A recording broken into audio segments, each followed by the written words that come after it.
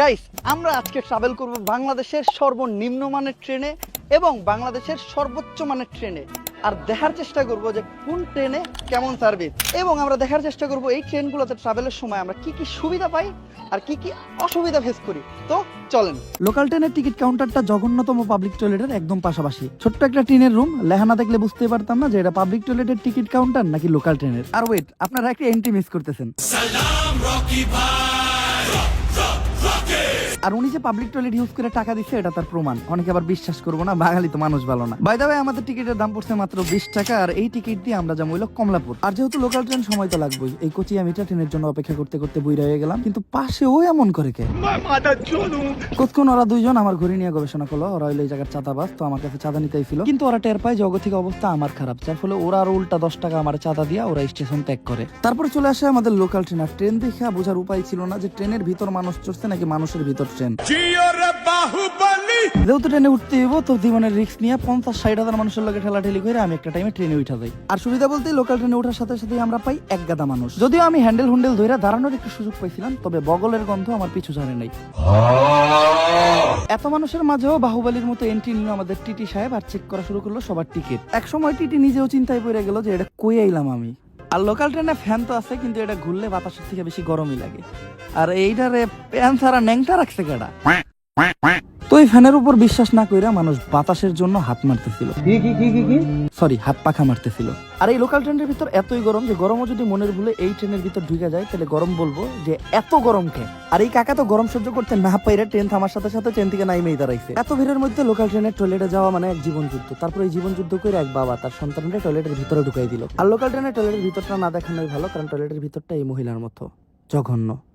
আর এই বাবা তার সন্তানকে ছেড়ে আমার ছবি তোলায় ব্যস্ত হয়ে যায়। সন্তান তো বেহুশ, আমি এখন এখান থেকে যাব কিভাবে? তো আমি কোন রকম এই সন্তানটারে আমার নিজের সন্তান মনে করে এখান থেকে পার করে দেই। বাট ওই টাইমে ও একটা জিনিসই চিন্তা করতেছিল,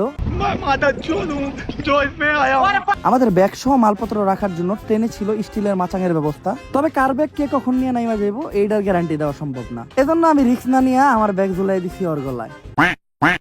আর পরিষ্কার পরিচ্ছন্নতার কথা বললে ময়লা ছাড়া এটার ভিতর আর কিছু পাওয়া সম্ভব না। আর সিটগুলা ছিল স্টিলের এবং বেশ ব্যারামদায়ক। আমি কিছুক্ষণ ট্রাভেল করার পর আমার পাছা অনুভব করতে পারছিলাম না। তবে আমি অসম্ভবকে সম্ভব করে লোকাল ট্রেনের সিটে বসার একটা সুযোগ পেয়েছিলাম। আমার সাথে বসেছিল এক চাচা, যিনি বেশ খুশি হবেনই না কেন, কারণ তার সাথে চাচিও ছিল। আর ট্রেনের স্পিড মোটামুটি থাকার পরেও ট্রেনটা এমন ভাবে দুলতেছিল, আমার মনে হইতেছিল যে আমি একটা রোলার কোস্টারে বসে আছি। ও আরেকটা জিনিস বলতে ভুলে গেছি, আপনি যদি লোকাল ট্রেনের জঘন্য টয়লেট ব্যবহার করতে না চান, তাহলে এই পদ্ধতিও ব্যবহার করতে পারেন। আর লোকাল ট্রেনের সব ধরনের মানুষ যাতায়াত করায় বিনোদনের ব্যবস্থা মোটামুটি ভালোই ছিল। তবে বেস্ট পার্ট হলো লোকাল ট্রেনের দরজায় দাঁড়ায় ঝুলা যাওয়া। জিনিসটা অনেক রিস্কি হইলো, বেশ মজার আছে, কারণ এভাবে গেলে গরম থেকেও নিস্তার পাওয়া যায় আর বাইরের ভিউটাও উপভোগ করা যায়। তো লোকাল ট্রেনের যাত্রা তো শেষ করলাম, চলেন এখন ভিআইপি ট্রেন দিয়ে ট্রাভেল করা যাক।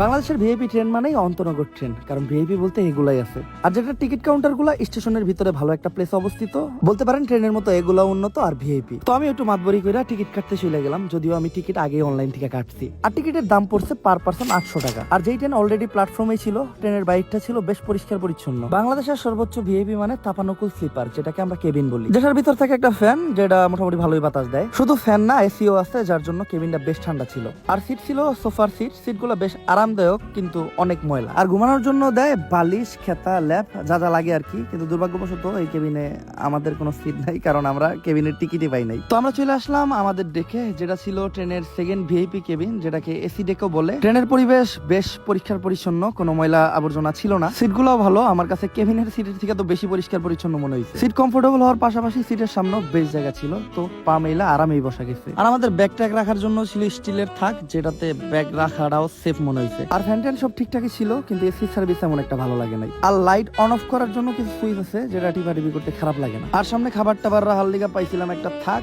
যেটা খুলছি অনেক কষ্ট মষ্ট করে। আর মজার বিষয় হলো এই ট্রেনের জানলায় পর্দাও ছিল, যেটা লোকাল ট্রেনে থাকলে নাক মশার কাজে ব্যবহার হইতো। বেস্ট পার্ট হলো এই ট্রেনে একটা নামাজের জায়গাও ছিল, এবং খুবই পরিষ্কার পরিচ্ছন্ন একটা উজুখানা, হাত মুখ ধোয়ার জন্য ছোট্ট একটা বেসিং, প্লাস 12,000 কোটি মানুষের হাতের স্পর্শ পাওয়া একটি সাবান। যদিও মুখ দেখার জন্য একটা আয়নাও দিছিল, কিন্তু এটাতে আমি ময়লা ছাড়ার কিছুই দেখতে পাইতেছিলাম না। আর এটাতে অবশ্য টয়লেটের সামনে একদম ফাঁকাই ছিল, টয়লেটে যাওয়াটা ছিল অনেক ইজি। বাট টয়লেটের ভিতরটা আগের মতোই। কার জানি এই পরিষ্কার পরিচ্ছন্ন ট্রেনটা দেখতে ভালো লাগতেছিল না, তাই একটা চিপসের প্যাকেট আর কিছু বাদামের ছোকলা ফেলে ট্রেনটা ময়লা করে দিল। কিন্তু কিছুক্ষণের ভিতরেই আমাদের এই ট্রেনটা পরিণত হইলো একটা লোকাল ট্রেনে। কেন এমনটা হইলো আমি বুঝতে পারলাম না। অবশ্যই এটা বাংলাদেশ, সেই জায়গায় যে কোনো সময় যে কোনো কিছু হইতে পারে। বাট একটা কথা তো বলতে হয়, এই ট্রেনের যাত্রাটা ছিল বেশ আরামদায়ক। সবাই খুব শান্তিতে ঘুমাইতেছিল, এটা দেখেও ভালো লাগতেছিল। স্পিড বেশি থাকা এই ট্রেনটা বেশ কাঁপাকাঁপি করতেছিল, বাট সিটটা কমফোর্টেবল প্লাস ঠান্ডা, যার জন্য আমার সাথে শিম্পাঞ্জিরাও ভালোই ঘুম দিছিল। সবশেষে একটা জিনিস বুঝতে পারলাম, দুই ধরনের ট্রেনে ট্রাভেল করা দুই ধরনের এক্সপিরিয়েন্সই সবার নেওয়া উচিত। আমি ট্রাই করছি, এবার আপনারাও ট্রাই করেন, বেশ মজা পাবেন। আল্লাহ হাফেজ।